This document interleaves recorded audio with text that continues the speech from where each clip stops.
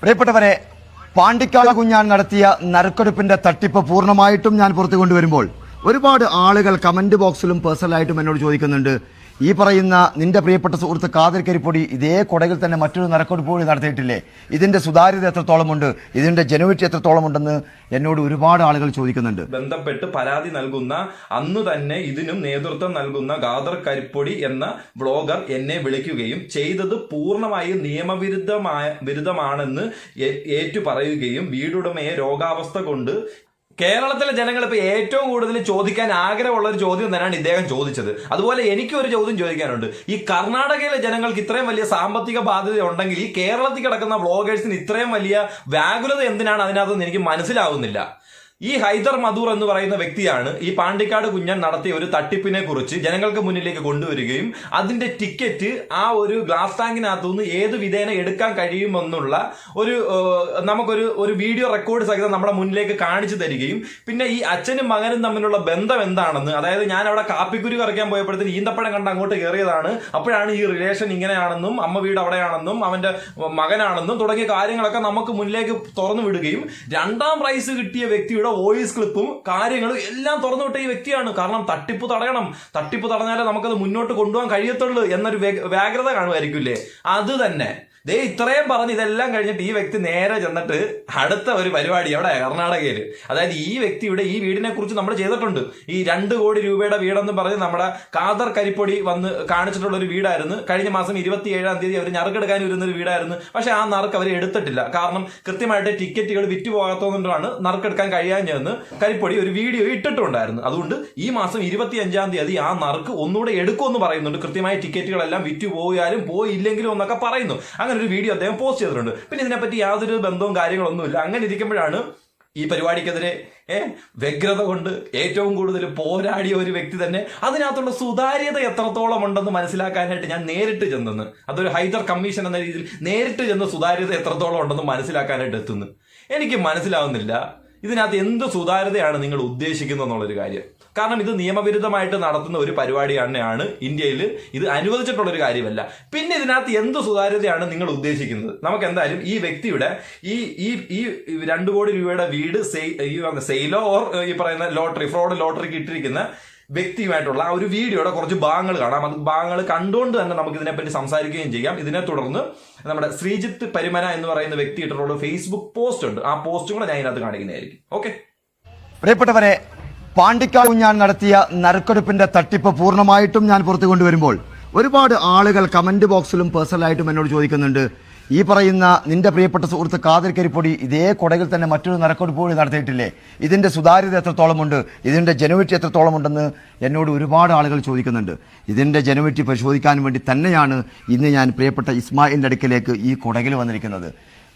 നിങ്ങളെല്ലാവരും ഓരോ കൈയടിച്ചേ, അതിന് വേണ്ടിയിട്ടൊന്ന് കൈയടിച്ചേ എന്നാ പോയേക്കുന്നുണ്ട്. എന്തിനാ അതിന്റെ സുതാര്യത എത്രത്തോളം ഉണ്ടെന്ന് അറിയാനായിട്ട്. ഈ പരിപാടി അറേഞ്ച് ചെയ്തേ പറ്റത്തുള്ളൂ, അതിന്റെ സുതാര്യത അറിഞ്ഞേ പറ്റത്തുള്ളൂ. കാരണം എന്തോന്ന് അറിയണ്ടേ? ഇപ്പൊ കാണിക്കും, കാരണം എന്തോന്ന് കാണിക്കും. ഇതിന്റെ രോഗവിവരങ്ങൾ അന്വേഷിച്ചപ്പോൾ വളരെ അത്ഭുതമെന്ന് തോന്നിപ്പോയി. KVJ മെഡിക്കൽ മുതൽ യൂണിറ്റി ഹോസ്പിറ്റൽ മുതൽ ഹൈലാൻഡ് ഹോസ്പിറ്റൽ തുടങ്ങിയ നിരവധി ഹോസ്പിറ്റലുകളിൽ ചികിത്സ തേടിയ ഇസ്മായിൽ നിലവിൽ കീമോ ചെയ്തുകൊണ്ടിരിക്കുകയാണ്. അതിന്റെ മുഴുവൻ രേഖകളും ഞാൻ പരിശോധിച്ചു. ഇപ്പോഴവരെ അതേപോലെ തന്നെ ഈ നറുക്കെടുപ്പിന്റെ സുതാര്യത കൂടി പരിശോധിച്ചു. ഒരാൾക്കും നേരിട്ട് കൊടുത്തിട്ടില്ല, എല്ലാം ഓൺലൈൻ വഴി തന്നെയാണ് കൊടുത്തിരിക്കുന്നത്. എല്ലാ രേഖകളും സൂക്ഷിച്ചു വെച്ചിട്ടുണ്ട്. ഈ പറയുന്ന 25-ാം തീയതിയാണ് നറുക്കെടുക്കുന്നത്. നറുക്കെടുക്കുന്ന ദിവസം ഈ പറയുന്ന ഞാനും ഈ പറയുന്ന ഇസ്മായിലിന്റെ കൂടെ ഉണ്ടാകും. നിങ്ങൾക്ക് ഒരു പൂർണ്ണമായ ഒരു ഉറപ്പ് നൽകുന്നു, യാതൊരു കള്ളത്തരവും ഇല്ലാതെ തന്നെ. അയ്യോ, വളരെ നല്ല ഉറപ്പായിരിക്കില്ലേ തരുന്നത്? നമുക്ക് ചീട്ട് കടയിൽ മേടിക്കാൻ കിട്ടും. എന്നാ ആ ചീട്ട് നമുക്ക് മേടിച്ചോണ്ടൊന്ന് പൈസ വെച്ച് കളിക്കാൻ പറ്റുമോ? ഇല്ല, ഇല്ലീഗലാ, കളിക്കാൻ പറ്റത്തില്ല. അത്രേ ഉള്ളൂ ഇതിനകത്ത് കൂടുതൽ സംസാരമൊന്നുമില്ല. ഇത് ഇത്ര കിടന്ന് വാദോരാതെ കാണിക്കേണ്ടയും ഈ ഒരു വ്യക്തിക്ക് ക്യാൻസർ പേഷ്യന്റ് ആണെന്നും അതുകൊണ്ടാണ് ഈ വീട് വെക്കുന്നത്. ഇവിടെ 2 കോടി രൂപ, അതായത് അദ്ദേഹത്തിന് കടമുണ്ട്. കടമുള്ളത് കൊണ്ടാണ് വീട് വെക്കുന്നത്, ഒരിക്കലും ഡയാലിസിസ് കൊണ്ടല്ല വീട് വെക്കുന്നത്. അത് മനസ്സിലാക്കുക. അങ്ങനെയാണെന്നുണ്ടെങ്കിൽ കേരളത്തിലോട്ട് നിങ്ങൾ വരണം. കേരളത്തിലോട്ട് വന്നിട്ട് നിങ്ങൾക്ക് അത്ര ബുദ്ധിമുട്ടാണെങ്കിൽ നിങ്ങൾക്ക് ഈ കർണാടകയിലുള്ള ഡയാലിസിസ് ആൾക്കാരെയും കടം മേടിക്കുന്ന ആൾക്കാരെയും വലിയ വ്യഗ്രത കാണിക്കാൻ നിങ്ങൾ ഇങ്ങനെ തിരുവനന്തപുരത്ത് വാ, RCC ഇവിടെ വന്നിട്ട് RCCയുടെ മുന്നിൽ പോയി നിൽക്കുക. എങ്ങനെ പോയാലും നിങ്ങൾക്ക് ഡെയിലി കോടിക്കണക്കിന് ആൾക്കാരെ കിട്ടും കയ്യിൽ. അങ്ങനെ അവർക്ക് വേണ്ടിയിട്ട് നിങ്ങൾ ഇവരെ 1 രൂപ വെച്ചിട്ട് വീഡിയോ ചെയ്താൽ മതി. ഇത്ര വലിയ ദാനധർമ്മസ്ഥതയോട് നിങ്ങൾ കാണിക്കാനായിട്ട് നിങ്ങൾ ഉദ്ദേശിക്കുന്നതാണെങ്കിൽ വരിക, ഒരു വീഡിയോ ചെയ്യുക. നിൽക്കുന്ന ഒരാൾ, നിങ്ങളുടെ വീഡിയോ കാണുന്ന ഒരാൾ ഒരാൾ 1 രൂപ വെച്ച് അയച്ചാൽ മതി എന്നെങ്കിലും നിങ്ങൾ പറഞ്ഞോളണം ചെയ്യും. അത്രയ്ക്ക് വലിയ ദാനധർമ്മശത കാണിക്കുകയാണെന്നുണ്ടെങ്കിൽ കർണാടകയിൽ ആൾക്കാർക്ക് വീട് വിൽക്കണം, സമയം വേണം, വയ്യ, അവർക്ക് ഡയാലിസിസ് ചെയ്യണം. അങ്ങനെയാണെങ്കിൽ ഇവിടുന്ന് സഹായിക്കാനായിട്ട് കേരളത്തിൽ നിന്ന് വ്ളോഗേഴ്സ് വണ്ടി എടുത്ത് നേരെ അങ്ങോട്ട് അയ്യോ വയ്യാടികയാണേ ഒന്ന് സഹായിച്ചേക്കണേ കളഞ്ഞിട്ട് പോവാൻ വേറെ വല്ല പരിപാടിക്ക്. നിങ്ങളിലേക്ക് ഈ പറയുന്ന 1.5 കോടി രൂപ വില മതിക്കുന്ന വീടും ബാക്കിയുള്ള സമ്മാനങ്ങളും ലഭിക്കുക തന്നെ ചെയ്യും. ഏതെങ്കിലും വിധത്തിൽ ഇതിൽ കള്ളത്തരമുണ്ടെങ്കിൽ നിങ്ങൾക്ക് എന്നെയും ഇതിൽ ബലിയാടാക്കാം. അത്രമാത്രം. അണ്ണ കള്ളത്തരമൊന്നല്ല, ഇത് ഇല്ലീഗൽ പരിപാടി, നിയമവിരുദ്ധമായിട്ട് നടത്തുന്ന പരിപാടി. ഇതിനകത്ത് നിങ്ങൾ എന്ത് കള്ളത്തരം നിങ്ങൾ ഉദ്ദേശിക്കുന്നത്?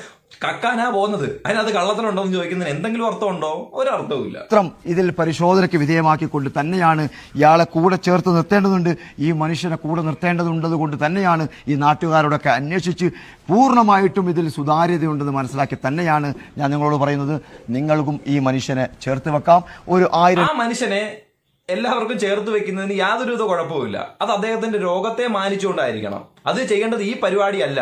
നിങ്ങൾ അദ്ദേഹത്തിന് വേണ്ടിയിട്ട് ഒരു ക്യാമ്പയിൻ നടത്തി അദ്ദേഹത്തിന് പൈസ മേടിച്ചു കൊടുക്കുക. അല്ലാതെ ഞാൻ ഭയങ്കര മാനാഭിമാനിയാണ്, എനിക്ക് ആരുടെയും കയ്യിൽ നിന്ന് പൈസ അങ്ങനെ വേണ്ട, എന്റെ വീട് വിറ്റാൽ മാത്രമേ എനിക്ക് അങ്ങനെ പൈസ മതി എന്ന് പറഞ്ഞ് അങ്ങനെ ഒരു മാനാഭിമാനി ആണെന്നുണ്ടെങ്കിൽ എന്താ വേണം? നമുക്കിവിടെ വീട് വിൽക്കേണ്ടതായിട്ടുള്ള പല പ്രൊസീജിയർ ഉണ്ട്. അതിന്റെ പുറകെ പോകണം. ഏതെങ്കിലും ബാങ്കുമായിട്ട് സമീപിക്കണം, ബ്രോക്കറുമായിട്ട് സമീപിക്കണം, റിയൽ എസ്റ്റേറ്റ് ഏജൻസുമായിട്ട് സമീപിക്കണം.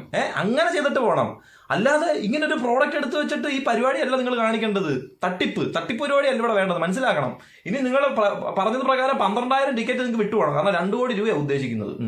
രൂപ കൊടുത്തുകൊണ്ട് ഈ മനുഷ്യന്റെ കയ്യിൽ നിന്ന് ടിക്കറ്റ് എടുത്തു കഴിഞ്ഞാൽ ഒരിക്കലും നഷ്ടമാവില്ല. കാരണം ഈ മനുഷ്യന് അത്രത്തോളം ജീവിതത്തിലേക്ക് കടന്നു വരാൻ ശ്രമിക്കുന്ന ഒരു മനുഷ്യനാണ്.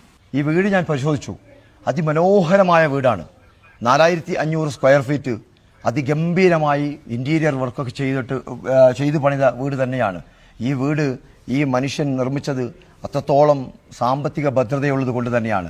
ഇന്ന് നിങ്ങളുടെ മുമ്പിലേക്ക് ഈ നറുക്കെടുപ്പുമായി വരുന്നത് അദ്ദേഹം ഈ രോഗവും ഈ ബിസിനസിന്റെ തകർച്ചയും കൊണ്ട് തന്നെയാണ്. അതുകൊണ്ട് തന്നെ ഈ രോഗം നിങ്ങൾ ഇതിന്റെ അടുത്ത് കൂട്ടിക്കുഴക്കരുത് ദൈവത്തെ ഓർത്ത്. രോഗം വേറെ, ഇത് വേറെ. ഇത് അദ്ദേഹം ഒരു ബിസിനസ് ചെയ്തുണ്ടായ കടത്തിൽ നിന്ന് രക്ഷപ്പെടാൻ കാണിക്കുന്ന പരിപാടി. രോഗം ഇതുമായിട്ട് കൂട്ടിക്കുഴക്കാതെ. ഇതിപ്പോ 1000 പേർക്കിടയിൽ ഒരാൾക്ക് വരുന്ന രോഗമല്ല ഈ സംഭവം. നിങ്ങൾ ചിലപ്പോൾ ഒരു 1 കിലോമീറ്റർ അടുത്ത് അതിനകത്ത് കാണുമായിരിക്കും ഒരു 4-5 പേര്. അതുപോലെ കോമൺ ആയിക്കൊണ്ടിരിക്കുന്ന ഒരു പരിപാടിയാണ്.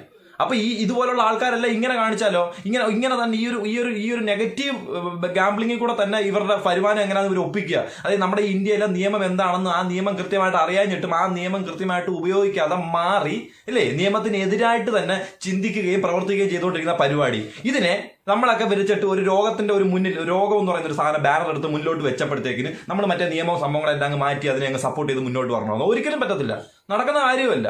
നിങ്ങൾ കാണിക്കുന്നത് ഇല്ലീഗലായിട്ടുള്ള പരിപാടിയാണ്. ഇല്ലീഗലായിട്ടുള്ള പരിപാടിക്ക് എന്ത് സുതാര്യതയാണ് നിങ്ങൾ ഉദ്ദേശിക്കുന്നത്? അവിടെ പോയി എന്ത് സുതാര്യതയാണ് ഞങ്ങൾക്ക് മുന്നിലേക്ക് കാണിച്ചു തരാനായിട്ട് നിങ്ങൾ ഉദ്ദേശിച്ചത്? അത് മാത്രം ഒന്ന് പറഞ്ഞു തന്നാൽ മതി. ഈ മനുഷ്യനെ നമുക്ക് ചേർത്ത് വെക്കാം. ഈ നറുക്കെടുപ്പ് ഒരു ശങ്കയുമില്ലാതെ തന്നെ നിങ്ങളുടെ മുമ്പിൽ ജനപ്രതിനിധികളോടുകൂടി തന്നെ ഞാൻ അടക്കം വരുന്ന എല്ലാവരുടെ മുമ്പിൽ വെച്ച് യാതൊരു കലഹവുമില്ലാതെ നിങ്ങളുടെ മുമ്പിൽ എടുക്കുന്നതായിരിക്കും.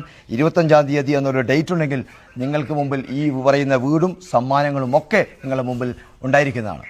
നിങ്ങളിപ്പോ ഈ ഒരു പരിപാടി ആരുടെ മുന്നിൽ വെച്ചെടുത്തെന്ന് പറഞ്ഞാലും, ഇപ്പൊ ദൈവം തമ്പുരാൻ ഇറങ്ങി വന്നിട്ട് അവരുടെ മുന്നിൽ വെച്ചെടുത്തെന്ന് പറഞ്ഞാലും നമ്മുടെ നാട്ടിലെ നിയമവിരുദ്ധമായിട്ടുള്ള പരിപാടിയാണ് നിങ്ങൾ കാണിച്ചുകൊണ്ടിരിക്കുന്നത്. ഇതിനകത്ത് നിങ്ങൾ അവിടുത്തെ ജനപ്രതിനിധിയെ കൊണ്ടുവരുന്നു, അവിടുത്തെ പള്ളിയിലച്ചനെ കൊണ്ടുവരുന്നു, അല്ല പള്ളി ഉസ്താദിനെ കൊണ്ടുവന്ന് മുന്നിൽ നിർത്തിയെന്ന് പറഞ്ഞ എന്തുവാ? ഇവരൊന്നും തട്ടിപ്പ് നടത്താത്ത ആൾക്കാരാണോ? തട്ടിപ്പ് നടത്തുന്നതിന് അങ്ങനെ തട്ടിപ്പ് നടത്തുന്ന എനിക്ക് തോന്നുന്നു ഏറ്റവും കൂടുതൽ ദൈവമായിരിക്കും. ദൈവത്തിന്റെ മറവ് പിടിച്ചോണ്ടിരിക്കുകയാണെന്നുണ്ടെങ്കിൽ ഇതിന് കൂടുതൽ സുതാര്യത വരുമല്ലോ. അതുകൊണ്ട് ആ കാര്യം ഒന്നും സംസാരിക്കേണ്ട. അവരെ ഒന്നും കൊണ്ട് നിർത്തിയെന്ന് ഇവരെ കൊണ്ട് നിർത്തിയെന്ന് പറഞ്ഞ് ഇതൊന്നും പ്രോപ്പറായിട്ട് ചാനലിലൂടെ നടക്കാൻ പോകുന്നൊരു കാര്യമായിരിക്കത്തില്ല. ഇനിയിപ്പോൾ നിങ്ങൾ അങ്ങനെ പ്രോപ്പറായിട്ട് ചാനലിൽ കൂടെ തന്നെ 1 രൂപ പോലും മേടിക്കാതെ നിങ്ങളുടെ സ്റ്റേറ്റ്മെന്റും കാര്യങ്ങളെല്ലാം കാണിച്ചുകൊണ്ട് നിങ്ങൾ വലിയൊരു സുതാര്യത കാണിച്ച് ചെയ്യുവാണെങ്കിൽ പോലും ഇത് ഈ നാട്ടിൽ അനുവദിക്കാൻ പറ്റിയൊരു കാര്യമാണോ? നമ്മുടെ ഈ നാട്ടിലാണ് നിങ്ങൾ ഈ ടിക്കറ്റ് വിൽക്കുക. നിങ്ങൾ അത്രയും വലിയ സുതാര്യതയോട് കർണാടകയിൽ ഇത് ചെയ്തുകൂടാൻ നിങ്ങൾ പറഞ്ഞു. പക്ഷേ കർണാടകയിൽ ചെയ്യാൻ നിങ്ങൾ പറഞ്ഞു. പക്ഷേ ഇത് കർണാടകയിൽ ചെയ്തുകൂടാത്തൊരു കാര്യം തന്നെ. അത് നിങ്ങൾ അവിടെ പോയി സപ്പോർട്ട് ചെയ്തിട്ട് ഈ കേരളത്തിലെ ജനങ്ങൾ ഇവിടെ ജോലി ചെയ്ത് ഉണ്ടാക്കുന്ന പൈസ എടുത്തിട്ട് അവിടെ കൊണ്ടുപോയി സഹായിക്കണം എന്ന് പറഞ്ഞ് നിങ്ങൾ ചെയ്യുന്ന വീഡിയോയുടെ ഉദ്ദേശം എന്താണെന്ന് എനിക്ക് മനസ്സിലാവുന്നില്ല. ഇത് കർണാടകയിലാണെന്നുണ്ടെങ്കിൽ നിങ്ങൾ അത്ര വലിയ പ്രോപ്പറായിട്ട് നിങ്ങൾ ചാനൽ കൂടെ ചെയ്യുന്നവരാണെങ്കിൽ അത് കർണാടക ജനങ്ങൾക്ക് കൊണ്ട് കൊടുക്കണം. നിങ്ങൾ കർണാടക പഠിക്കണം, കർണാടകയിൽ റീൽസ് ഇടണം, കർണാടകയിൽ സംസാരിക്കണം. അങ്ങനെ സംസാരിച്ച് നിങ്ങൾ ചെയ്യുകയാണെന്നുണ്ടെങ്കിൽ അതിനകത്തൊരു സുതാര്യത ഞങ്ങൾക്കാർക്ക് തോന്നണ്ട, നിങ്ങൾ അവരെ അങ്ങ് ബോധിപ്പിച്ചും കൊടുത്താൽ മതി. അല്ലാതെ അവിടുന്ന് കൊണ്ടുവന്നിട്ട് ഈ നമ്മുടെ കേരളത്തിലെ 3.5 കോടി ജനങ്ങൾ എന്റെയും ഈ സഹോദരമായിട്ടുള്ള ആൾക്കാരുടെ ഇടയിലേക്ക് അവിടെ ഒരു വീട് വെക്കാനുണ്ട്, അവർക്ക് ഭയങ്കര കടമുണ്ട്, അവർക്ക് ബാധ്യതയാണ്, അവർക്ക് ഡയാലിസിസ് ചെയ്യണം എന്നൊക്കെ പറഞ്ഞുകൊണ്ട് ഇവിടെ വന്ന് കാണിക്കുന്നതിന് ഒരു അർത്ഥമില്ല. നമുക്കിവിടെ ഉള്ളവർക്ക് എന്തെങ്കിലും ഒരു വീഡിയോ, ഇതേ കണക്ക് വയ്യാത്തവർക്ക് നമുക്ക് ഒരു ക്യാമ്പയിനിങ്ങോ സഹായ ഹസ്തം എന്ന രീതിയിൽ നമുക്കൊരു വീഡിയോ ചെയ്തു കൊടുക്കാം. അതിലൊന്നും ചെയ്യുന്നതിന് ആരും ഒന്നും പറയത്തില്ല, ഒരു നെഗറ്റീവ് കമന്റ് അതിന് വരത്തില്ല. നിങ്ങൾക്ക് അത്ര ബുദ്ധിമുട്ട് ഞാൻ പറഞ്ഞല്ലോ, വരിക RCC വരിക, ഫ്രണ്ടിൽ വന്ന് നിൽക്കുക, പോലെ ആൾക്കാരെ നിങ്ങൾക്ക് കാണാം, അങ്ങ് കുഞ്ഞു മുതൽ അങ്ങ് വലുത് വരെ നിങ്ങൾക്ക് സെലക്ട് ചെയ്ത് സെലക്റ്റീവായിട്ട് ആൾക്കാരെ എടുത്തു വെച്ച് സഹായിക്കാം. കാരണം ഇങ്ങനെയുള്ള ആൾക്കാരെ സഹായിക്കാനായിട്ട് ഒരുപാട് വെമ്പത കൊണ്ട് നിൽക്കുമെന്ന് എനിക്ക് മനസ്സിലായി. അതുകൊണ്ട് വരിക, ഇവിടെ വന്ന് സഹായിക്കുക. ഇവിടെ ഉള്ളവരെ നിങ്ങളൊന്ന് പരിഗണിക്കണം, ഒന്ന് പരിഗണിച്ച് അവരെ ഒന്ന് സപ്പോർട്ട് ചെയ്ത് ഒന്ന് കയറ്റി കൊടുക്കുകയാണെങ്കിൽ വളരെ ഉപകാരമായിരിക്കും. അല്ലാതെ കർണാടക കിടക്കുന്ന ജനങ്ങളുടെ വീട് വയ്യ, കർണാടകയിൽ ഒട്ടും വയ്യ എന്ന് പറഞ്ഞ് നമ്മുടെ മുന്നിലേക്ക് വരുന്നതിനകത്ത് യാതൊരു അർത്ഥം ഞാൻ കാണുന്നില്ല. ഇതുപോലെ തന്നെ ശ്രീജിത്ത് പെരുമന എന്ന് പറയുന്ന വ്യക്തി ഇതിനെക്കുറിച്ച് ഒരു പോസ്റ്റ് ഇട്ടിട്ടുണ്ട്. ആ പോസ്റ്റ് ഞാനൊന്ന് വായിക്കാം. കഴിഞ്ഞ ദിവസം വരെ പാണ്ടിക്കാടിന്റെ ലോട്ടറി തട്ടിപ്പിനെതിരെ പല്ലും നഖവും ഉപയോഗിച്ച് പോരാടിയ പ്രമുഖന്റെ കഴിഞ്ഞ ദിവസത്തെ അവസ്ഥയാണ്. മൂപ്പര് നേരിട്ടെത്തി എല്ലാവിധ വിവരങ്ങളും പരിശോധിക്കുകയും നടത്തുകയും 1 കോടിയുടെ വീടും പറമ്പും സ്ഥാപനജംഗമ വസ്തുക്കളും കൂപ്പൺ ലോട്ടറി നടത്താൻ അനുയോജ്യമാണെന്നും ലോട്ടറി നടത്താനുള്ള അനുമതി അദ്ദേഹം നൽകി എന്നൊക്കെയുമാണ് മാലോകര അറിയിക്കുന്നത്. എന്ന് മാത്രമല്ല, ഈ മാസം 25-ന് നടത്തുന്ന വമ്പിച്ച നറുക്കെടുപ്പ് ഹൈദർ സാഹിബിന്റെ നേതൃത്വത്തിലാണ് നടത്തുന്നത്. അതുകൊണ്ട് യാതൊരുവിധ പ്രശ്നങ്ങളും ഉണ്ടാകില്ല എന്നും വിശദ പരിശോധനയ്ക്ക് ശേഷം അദ്ദേഹം വെളിപ്പെടുത്തുന്നു. സമാന രീതിയിൽ കേരള സ്റ്റേറ്റ് ലോട്ടറി വകുപ്പിന്റെ നറുക്കെടുപ്പ് കേന്ദ്രത്തിലും ഹൈദർ കമ്മീഷൻ മിന്നൽ പരിശോധന നടത്തും എന്നാണ് മനസ്സിലായിരിക്കുന്നത്. ഈ വീഡിയോയിലെ കൂപ്പൺ ലോട്ടറിയുമായി ബന്ധപ്പെട്ട് പരാതി നൽകുന്ന അന്നു തന്നെ ഇതിനും നേതൃത്വം നൽകുന്ന ഖാദർ കരിപ്പൊടി എന്ന ബ്ലോഗർ എന്നെ വിളിക്കുകയും ചെയ്തത് പൂർണ്ണമായും നിയമവിരുദ്ധമാണെന്ന് ഏറ്റു പറയുകയും വീടുടമയെ രോഗാവസ്ഥ കൊണ്ട് ഇങ്ങനെ ഒരു നിയമവിരുദ്ധ മാർഗം തിരഞ്ഞെടുത്തു എന്നും പറയുന്നുണ്ട്. കൂടാതെ ഹൈദർ കമ്മീഷൻ പോയതുപോലെ സ്ഥലം സന്ദർശിക്കാൻ എന്നെ കാണിക്കുകയും ചെയ്തു. 25-ന് നടക്കുന്ന ഈ നിയമവിരുദ്ധ ലോട്ടറി തട്ടിപ്പ് തടയണമെന്ന് ആവശ്യപ്പെട്ട് ഖാദർ വിളിക്കുന്നതിന് മുമ്പ് തന്നെ പരാതി നൽകിയതും ഞാൻ അദ്ദേഹത്തെ അറിയിച്ചിരുന്നു. അതിനിടയിലായിരുന്നു ചാരിറ്റി തട്ടിപ്പിനെതിരെ സ്ഥാപിക്കപ്പെട്ട ഹൈദർ കമ്മീഷൻ സ്ഥലത്തെത്തി രേഖകൾ നേരിട്ട് പരിശോധിച്ച ശേഷം ലോട്ടറി നടത്താൻ അനുമതി നൽകിയത്. ഇതുവരെ 8000 ടിക്കറ്റുകൾ വിറ്റുപോയി എന്നാണ് ഖാദർ അറിയിച്ചത്. ജൂൺ 25 വരെ വിൽപ്പന തുടരുമെന്നും പൂർണ്ണമായും ഓൺലൈൻ വിൽപ്പനയാണ് എന്നുമാണ് അറിയിക്കുന്നത്. ഓൺലൈൻ വിൽപ്പന ആയതുകൊണ്ട് തന്നെ ലോട്ടറി നിയമങ്ങൾക്കും പീനൽ കോഡ് പുറമെ IT ആക്ട് ബാധകമായി വരും. തുടർ നടപടികൾക്കായി വിഷയം അടുത്ത ദിവസം തന്നെ കർണാടകയിലെ ബന്ധപ്പെട്ട അധികൃതരെ അറിയിക്കുകയും ചെയ്യും. തീർച്ചയായിട്ടും ഇത് അറിയിക്കണം. കാരണം നമ്മുടെ നാട്ടിലെ വ്ളോഗേഴ്സിന് ഏറ്റവും കൂടുതൽ ആത്മബന്ധം ഇപ്പൊ കിടക്കുന്നത് അവിടെയാണ്. എല്ലാവരും ഒന്നും അല്ല കേട്ടോ. ഇങ്ങനെയുള്ള സഹായഹസ്തമായിട്ട് നിൽക്കുന്ന കുറച്ചധികം പുതിയ ഒരു പരിപാടിയാണ്. ഇവിടെയുള്ള ആൾക്കാർക്ക് വീട് വെച്ചു കൊടുക്കുന്നു, കാർ മേടിച്ചു കൊടുക്കുന്നു, അങ്ങനെ ഒരു പരിപാടി ഒരിടയ്ക്ക് ഉണ്ടായിരുന്നു. അതങ്ങ് തീർന്നപ്പോൾ ഇതാണ് ഇപ്പൊ പുതിയ സഹായഹസ്തം. വീടുള്ളവരുടെ വീട് എങ്ങനെയെങ്കിലും അവരെ കൊണ്ടുവന്ന് വിപ്പിക്കുക, അതൊരു ലോട്ടറി ആയിട്ട് മുഖാന്തരം പുറത്തേക്ക് കൊണ്ടുവരിക. നല്ല കാര്യം. നിങ്ങൾ പോരാടിയതൊക്കെ നല്ല രീതിയിലാണ് ഇപ്പൊ മനസ്സിലായി.